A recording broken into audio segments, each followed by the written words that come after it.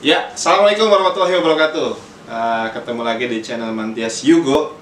Hari ini perdana kita bikin podcast ya, dan bintang tamu pertama hari ini adalah Ambil sangkur, taruh di peti, cakep. potong kakap, jangan buru-buru. Pokoknya kita tuh selalu akur, saling menghormati, jaga sikap, itu yang kita tiru. Iya, saya panggilnya kakak apa? Encang nih. Ya, lebih akrab aja Cang aja lah. Encang aja ya. Nah, ini adalah Cang Rohim ya. Beliau aktif di Pramuka ya, terus di komunitas-komunitas kebudayaan juga, dan juga di Satuan Polisi Pamung Praja ya. Tugasnya di sana. Oke, Cang Rohim, kita mau ngobrol-ngobrol nih. Ini kalau dibilang ini jagonya pantun di Depok, mungkin salah satunya Cang Rohim, Yeah. salah satunya ya. Oke, kita akan mengerucut ke pantun, Cang. Ya. Ini banyak sekali anak-anak muda mungkin yang belum terlalu mencintai budaya, terutama pantun gitu. Nggak tahu mikirnya yang susah atau gimana. Nah, saya mau tanya dulu nih. Mungkin dari Cang Rohim dulu ya. Cang Rohim ini bisa pantun ini gimana prosesnya tuh? Ya, sebenarnya prosesnya nggak mudah, walaupun itu tibang pantun gitu kan. Ya, akhirnya saya pelajarin kata demi kata, saya sambungin. Yang penting kuncinya adalah baris pertama dengan baris kedua itu harus nyambung, itu aja sih. Misalnya baris pertama A, baris kedua adalah A, berarti kan A ketemu A. Ya, boleh, mau misalnya baris pertama adalah A, baris kedua adalah B, itu namanya AB. Ada baris namanya AAAA, ada BBBB gitu. Jadi ada 3 versi gitu. Yang penting masuk gitu. Misalnya pergi, perigi, pagi gitu kan. Bubur, tidur, i, cikini, ini itu. Berarti harus nyambung ya. Ya. Jangan sampai apa namanya, kalau nggak nyambung itu ngasal ya. Ya itu. Berarti ini dari kecil ya udah bisa dilatih begitu. Dari kapan tuh? Dari tahun 2005. 2005 itu sekitar SMP, SMA. SMA udah. SMA ya. Emang dari keluarga yang budaya juga? Ya sebenarnya enggak juga sih. Enggak juga. Ya, kalau saya nanya sama emak sendiri juga orangnya ya biasa aja. Cuman saya berpikir begini, orang lain kok bisa? Nah, Kita sebagai orang yang asli, artinya orang yang memiliki budaya sendiri, kenapa nggak mau membudayakan? Itu aja sih yang menjadi pemicu saya mencoba terus mengulik, mempelajari. Itu jujur aja secara otodidak gitu. Namun nasihat dan masukan kita butuh. Iya. Berarti otodidak. Nah, kalau saya lihat nih, kan sering juga saya lihat Cang Rohim jadi MC ya. Jadi MC ya. Itu lihai banget tuh dalam penyampaian pantunnya gitu, dan dapet gitu. Setelah itu disambut sama sorakan penonton, tepuk tangan gitu kan. Saya mau nanya, pernah nggak sih kesalahan? Pernah. Ya namanya manusia pasti nggak berjalan mulus, pasti ada kesandung lah. Grogi pada waktu itu acara pernikahan, karena memang itu orangnya orang formal banget. Jadi saya kan orangnya biasa nih, nggak kayak orang-orang ngomongnya harus begini begitu. Ya beginilah saya gitu. Apa adanya. Ya akhirnya menjadi orang itu tawa. Saya juga bingung. Apa mungkin mimik saya, raut wajah saya, ya begitu. Ya itulah. Itu kesalahannya di pengucapan apa gimana? Iya, pengeluaran kalimatnya. Oh, kalimatnya. Ya. Tapi tetap nyambung. Tetap nyambung. Cuman orang tawa gitu. Pasti mereka tahu kalau itu salah. Berarti itu kesalahan yang tidak fatal kalau gitu ya. Masih lucu lah gitu. Karena kan kalau jadi MC, apalagi yang di nikahan atau di hiburan gitu kan harus lucu kali ya. Karena ibaratnya menyambut orang untuk menghibur gitu. Iya itu.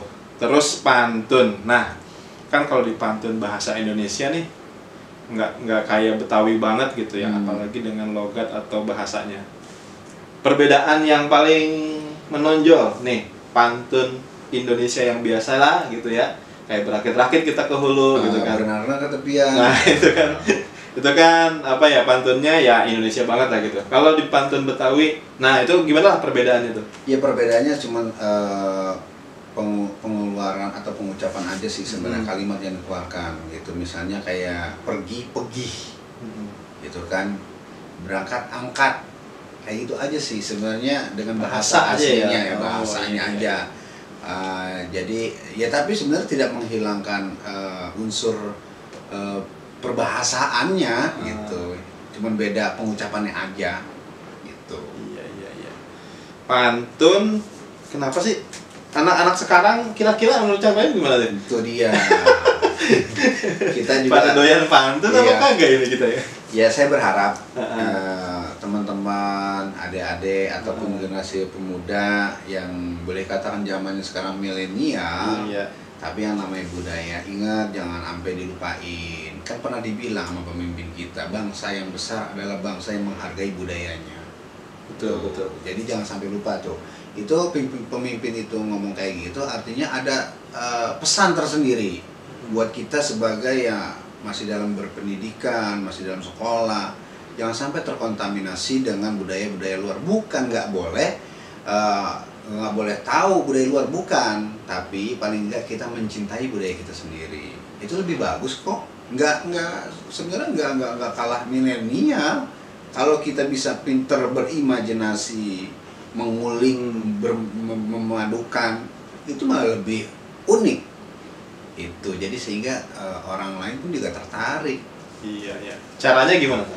Ya caranya misalnya kayak pengantin seni palang pintu, paduan palang pintu, gitu kan. Itu kan kalau milenial kan biasanya tuh biasa aja, nggak pakai adat istiadatnya gitu. Kadang-kadang di gedung, kadang-kadang di KUA, nah gitu. Nah kita yang ngulik dengan budaya kita tuh apa yang kita punya. Misalnya kayak tadi itu pakai palang pintu, itu salah satu merupakan bahwa Anda itu adalah mencintai budayanya gitu, menghargai budayanya gitu. Jangan sampai lupa lah intinya. Iya. Oke, selain pantun, kebudayaan di Depok apa lagi, Cang? Ya itu tadi, rebut dangdang. Nah terus kayak kue tradisional itu apa, terus kan keseniannya apa. Nah itu harus kita ketahui, minimal 2 atau 3 yang kita ketahui itu. Karena memang Depok ini kita nggak bisa memungkiri bahwa kita ini sudah berakulturasi bahasa, berpadu dengan budaya-budaya yang lain. Tapi sejatinya kita yang sudah menginjak atau berdomisili di Depok paling tidak merasa bangga bahwa kita ikut peran serta membudayakan budaya Kota Depok. Iya, benar-benar. Budaya Depok sama Jakarta sama apa enggak? Sebenarnya mirip. Mirip, ya, tapi beda ya? Beda. Yang paling menonjol di apa? Ya itu palang pintu. Palang pintu. Karena Jakarta nggak ada? Palang pintu Jakarta. Kalau di Depok rebutan dangdang. Oh iya, namanya. Iya. Tapi beda nggak prosesinya? Prosesnya sama, cuman kalau di Depok ada penambahan, merebut dangdangnya. Oh iya. Nah itu perpaduan merebut dangdang itu adalah perpaduan dari Sunda, yaitu para berebut seeng. Tapi kan belum terlalu terkenal namanya ya. Apa kurang dipromosikan apa gimana kira-kira? Ya satu memang kurangnya mempromosikan. Karena padahal pada tahun Bismillahirrahmanirrahim tahun 1999 itu sudah dimunculkan rebutan dangdang. Iya. Itu di waktu itu dari Sanggar, kalau nggak salah dari Rawadenok yang pertama kali memunculkan di kota, menampilkan, bahkan itu tingkat boleh katakan tingkat seluruh kota kayaknya ditampilkan rebutan dangdang. Kalau dulu kan memang ya begitu asli. Sebelum apa namanya? Kalau yang sekarang kan palang pintu, rebutan dangdang. Dulu sama begitu juga. Iya, enggak, kalau di Depok memang rebutan dangdang. Iya. Tapi serem juga kalau kalau misalkan ya saya mau ngelamar mau nikahan, ya kan, ke yang perempuannya tiba-tiba jagoan saya kalah, saya nggak bisa nikah dong jadi. Iya, resiko. Makanya kenapa sih diambil serius itu? Memang kan sebagai seorang suami harus bisa ngebela calon si pengantin. Filosofinya tuh. Filosofinya kayak gitu, bisa menjaga mengayomi lah. Iya. Ya kan namanya kita punya jurus, punya silat kan buat ngebela orang terdekat kita, salah satunya keluarga, yaitu istri. Iya. Kalau misalnya istri tiba-tiba lagi dicolek orang, kita agak bisa apa ya? Bagaimana gitu. Paling nggak bisa ngebimbing lah. Benar. Kalau silatnya biasanya kan itu kalau sanggar seni yang punya rebutan dandang atau palang pintu itu ya, itu udah sepaket kan tuh. Ada silat, ada pantunnya, ada ketimpringnya. Nah, itu ada pelatihannya untuk jadi itu, atau emang udah hobi main aja gitu? Pelatihannya ada khusus begitu pelatihannya. Karena kan semakin berkembangnya zaman, jadi kan semakin kita mengulik atau berkreasi.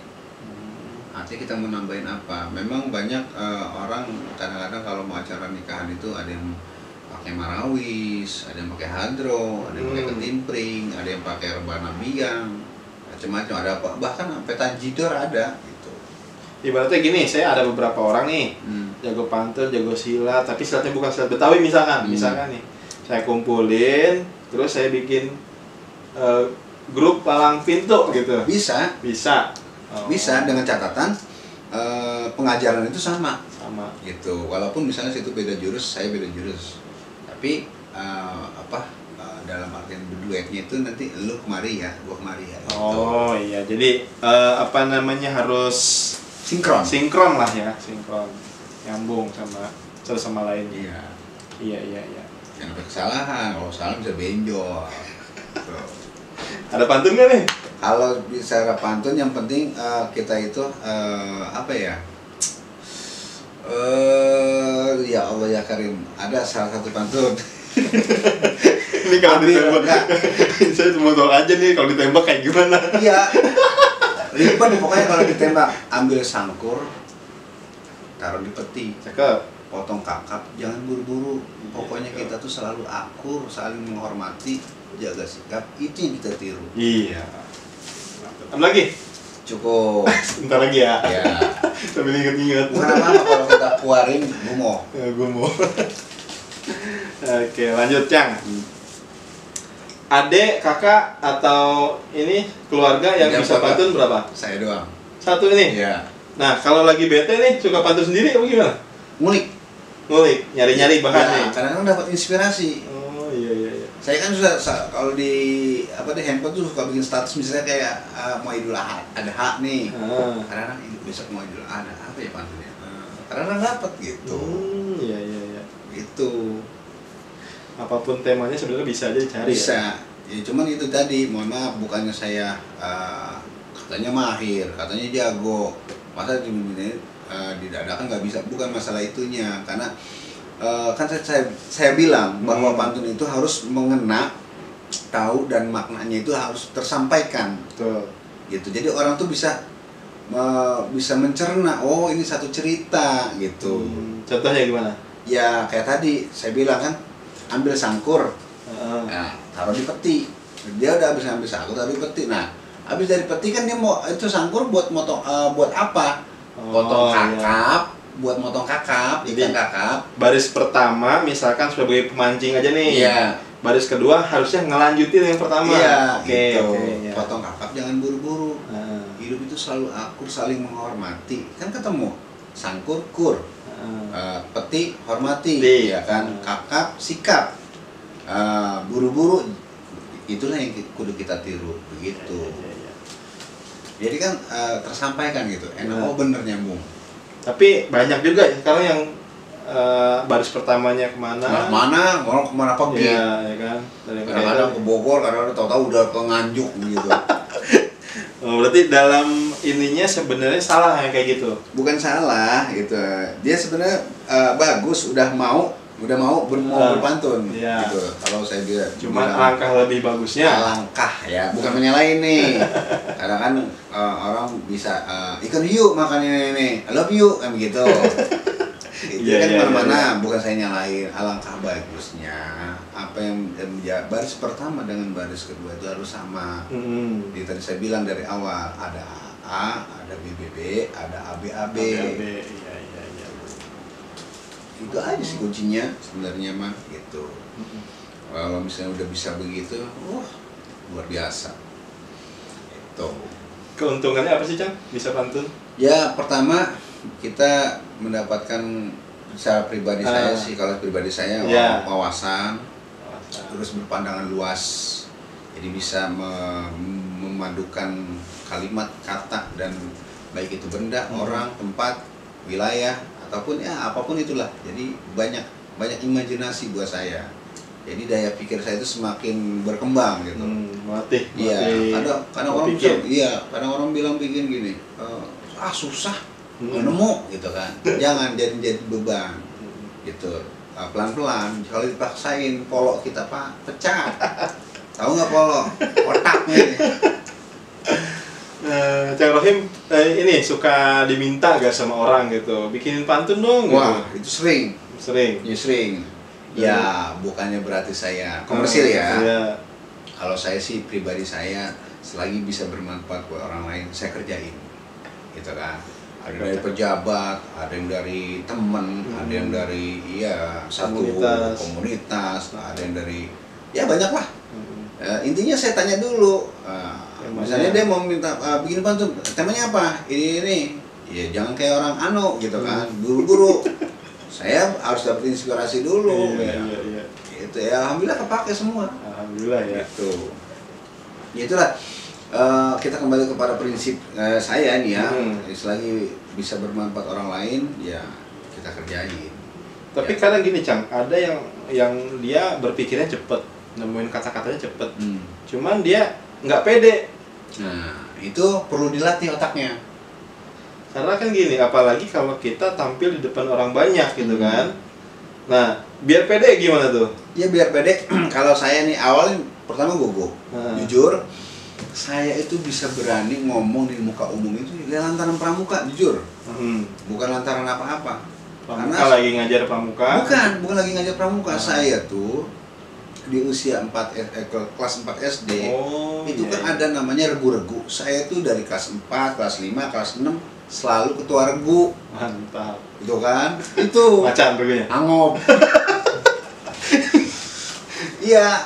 Nah, dari situ ya pelan-pelan kan namanya lapor Kak. Itu kan berani tampil ke depan. Oh, betul. Nah, itu proses. Iya. Nah, naik ke SMP. Nah, di SMP pun Ketua sama. regu lagi? Ketua regu Pratama juga, ketua regu juga, OSIS juga. Mantap. Bukannya saya sombong ya, ini pengalaman.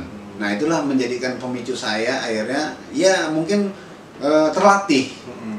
Ya akhirnya ketika saya ngomong di sekarang ini nih, ya biasa aja. Bukan sombong loh, gitu. Meskipun di depan pejabat, Ya. atau di depan siapa gitu. Ya, pokoknya orang gede lah gitu istilahnya. Udah tumbuh percaya dirinya dari dulu gitu. ya. Yang penting kita fokus aja. Apa yang kita bawain itu ya kita jalanin, gak usah. Kan ada orang tuh yang merhatiin banget gitu kan. Itu ngomong apa sih kan gitu biasanya. Jangan diperhatiin, jangan dilihat mata kita ngayap. Seakan-akan kita niat dia tapi ngayap. Gitu. Yang penting pikiran kita itu sesuai dengan kalimat apa yang kita mau sampaikan. Gitu, fokus. Kayak begini misalnya, Assalamualaikum warahmatullahi wabarakatuh, kan ngayap tuh mata. Itu cara ngilangin. Nah, ini tipsnya nih, dengerin tuh. Biar pede. Gitu. Kan ada juga yang bilang, anggap aja yang lain batu. Ya, jangan begitu amat kali. Tadi yang batu ngapain orang gila tuh. Ya makanya itu ya kita ya itu beda pendapat ya, istilahnya kita masih hargailah, terserah caranya bagaimana. Kalau tips saya begitu. Kadang saya kalau ngomong mata saya ngayap.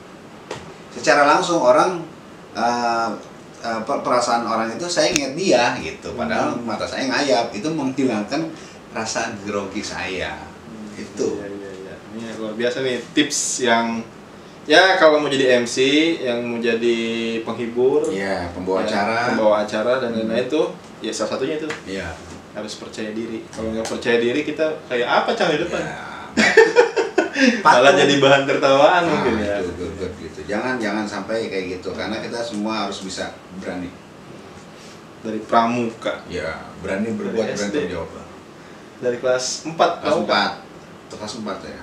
Mantap pramuka. Ya karena memang ini dari situlah saya, ya pertama jujur aja sih, jujur saya nggak suka itu. Siaga saya udah nggak, ya cuman begitu-gitu doang. Siaga nggak kayak sekarang, siaga kan ada barung ini, barung hijau apa segala macem, sulung. Nah, akhirnya pas saya pelajarin di SMA ketemu deh tuh. Dari siaga, kok ini siaga kok nggak kayak dulu gitu. Gitu-gitu aja. Ya akhirnya saya pelajarin sampai sekarang, alhamdulillah. Gitu. Ini berkat, maaf bukannya saya lagi ngagulin pramuka, bukan. Mungkin para pemirsa juga pasti ada yang merasakan melalui prosesnya itu. Iya. Gitu. Ini Cang, maaf nih, kalau dari ya kalau saya ngobrol sama Cang Rohim gitu ya, ini kan apa namanya, identik orang yang humoris ya. Ini bersangkutan dengan tempat kerja nih. Apalagi Satpol PP gitu yang notabene-nya orang-orang serius biasanya. Ya kan? Itu kalau di kantor serius apa tetap kayak gini nih? Justru saya itu di kantor itu malah menjadi, boleh katakan apa ya?